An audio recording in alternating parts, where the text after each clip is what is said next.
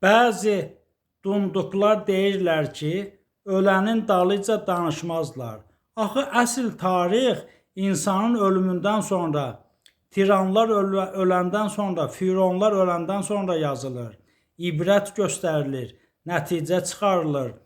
Belə sərsəm fikri Fəzail Ağamalı kimi yaşayanlar yalnız qəbul edib efirə verə bilərlər, narrativ qəbul edə bilərlər.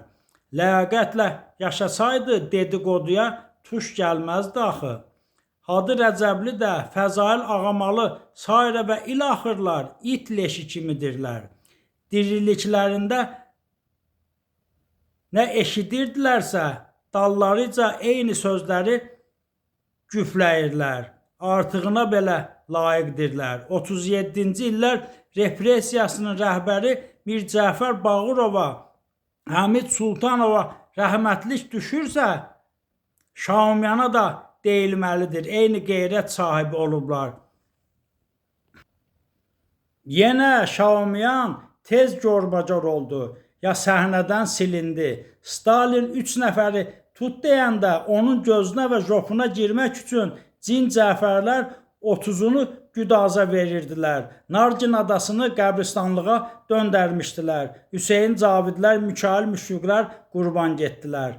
Respublika rəhbərləri adam öldürmə yarışlarına girmişdilər ki, lider də cin Cəfər oldu.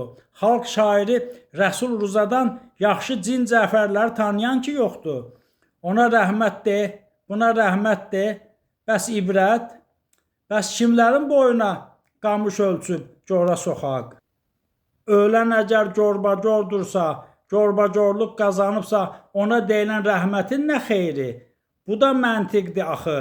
Kim kimin günahına girər? Fəzail Ağamalılar, Hadi Rəcəblilər o qədər simizdirlər ki, heç günahlarından belə verməzlər. Heç kim özü ilə pisliyi aparmırsa, yaxşılığı da aparmır axı. Onların elədiyi əmələ Tanrı qiymət verir. Yaxşı nədir, pis nədir? Hələ ki bu dünyada yaxşını pisdən ayıranlar tapılırlar. Hər kəs öz arşını ilə ölçdüyünə qiymət verməlidir ki, şair Nizami Gəncəvi demişkən,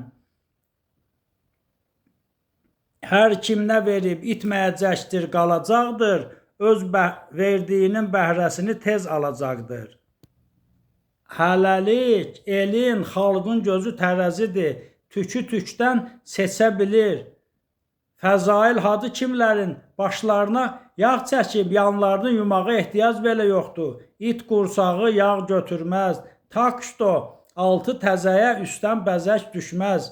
Yaraşmaz belə, qaradan artıq da boyaq olmaz. Farslar demişkən, balatər əs-siyahi rəngi digər nə başəd?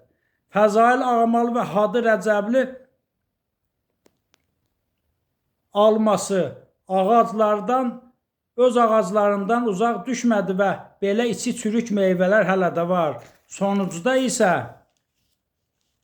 Rus dilində də eşitdiyim eyni məna verən atalar sözünü, pasloviçanı dilə gətirirəm. Yabloko at yabloni daleko ne papadayet. Tərəzi olan elin gözünə tək göz olub körlərin şahı kimi baxmazlar. Sabir demişkən, neyləməli?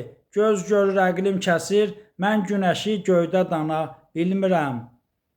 Kanalıma abunə olun.